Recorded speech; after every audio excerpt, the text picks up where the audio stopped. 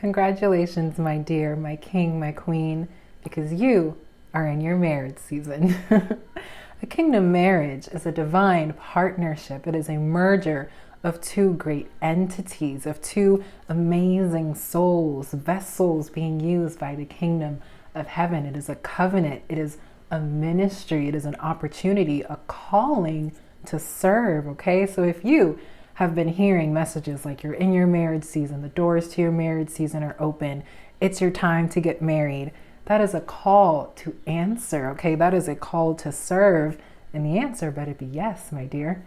Welcome to another installment of, I believe this is probably the Queen Mindset here at Healed Woman.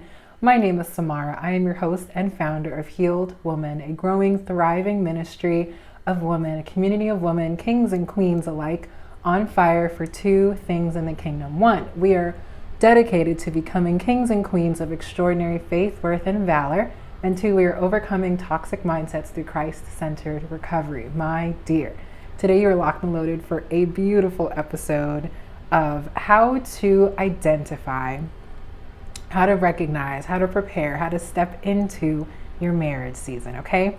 A God-ordained marriage is a beautiful thing. A marriage is a beautiful thing, but we know God is the author, the finisher, the creator of marriage. Marriage is a good idea because it's a God idea, okay? So we cannot say as children of the Most High that we are entering into covenants without the creator of the covenant.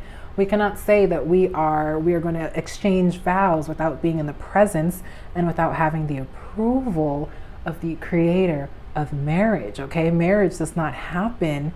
Well, I don't want to say marriage doesn't happen without God. We can see that in the world all up and through, okay? There are people getting married who should have never been together, but a God-ordained marriage will be spirit-led, okay? Will be spirit-fueled, will be divinely brought together. The two souls will be vessels, yielded vessels for the kingdom, and the Lord will partner them in his appointed time, okay?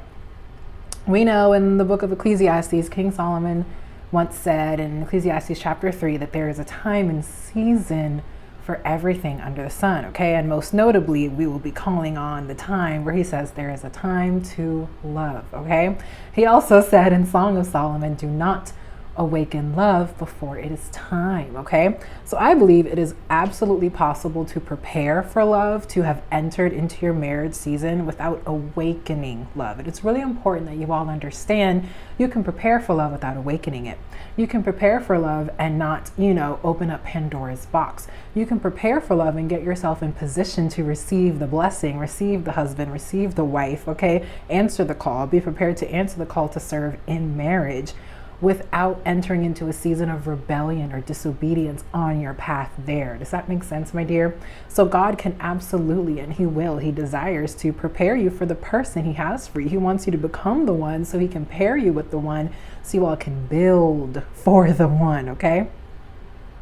But it is important that you do not rush ahead of that process, which is why if God has been signaling to you, people have been used to prophesy or to speak words into your life about your marriage season, or you feel as if you are embarking on a journey that is leading you closer to divine partnership, it's important to be able to recognize what does that look like and how can I prepare for it? And that's what we'll be tackling in today's video, okay? So what does it mean to be in your marriage season and how to identify those signs? We're gonna be breaking down two pretty major signs. I limited it to two because there are so many things that we could talk about, so many angles we could take, so many ways to prepare for marriage. But being in the marriage season, there is a particular, set of events that occurs leading up to those doors, those spiritual doors being open. So marriage season means that you are in alignment to not only meet, but to marry the person God has for you. So it means that you have endured a season of singleness, okay? You've been content in your singleness. God has been speaking to you about this person, about the idea of marriage, about being, partnered with someone. And he's saying, my daughter, it's time. It's time that I find you a husband. It's time that I find you a wife, king, okay? It is no longer good for you to be alone, Adam, okay? So these are things that you've already been feeling. That's why I started the video off with welcome to your marriage season, because this is something the Holy Spirit has already placed inside of you and has awakened at this time, okay? Marriage is a desire, a healthy desire that comes from God. He places desires inside of his children and awakens them at the right time, okay? So it's not unhealthy to desire marriage. It's not wrong. There is nothing wrong with being single. There is nothing better about being married, okay? Marriage isn't a reward. Singleness is not a punishment. They are two distinct seasons in the lives of believers, okay? God can use both single people and married couples to impact the world, to build the kingdom, okay? So we're just laying the foundation for y'all to come in with the right mindset, that marriage is service, that marriage is beautiful when you have the right foundation, when you have a God foundation, okay? When your identity is rooted and grounded in who you are, whose you are, and whose business you're about. Are you about your Father's business in this season as to why he has now seen a need for you to be partnered to continue to be about his business, okay? So God has absolutely awakened that desire in you, and so it's perfectly healthy to desire it. When you start moving out of season, out of alignment, when you start trying to open doors that are not ready to open to receive you, that's when it becomes an idol, okay? That's when you start idolizing marriage instead of waiting for God to release you into that season. So certain developments or certain seasons must occur before God can even say, my daughter, you're ready to be further prepared, okay? Or you're ready to actually enter into that season, okay, where you will meet this person and marry them. I say season because it's not going to happen, as soon as these next things that I'm going to speak about occur.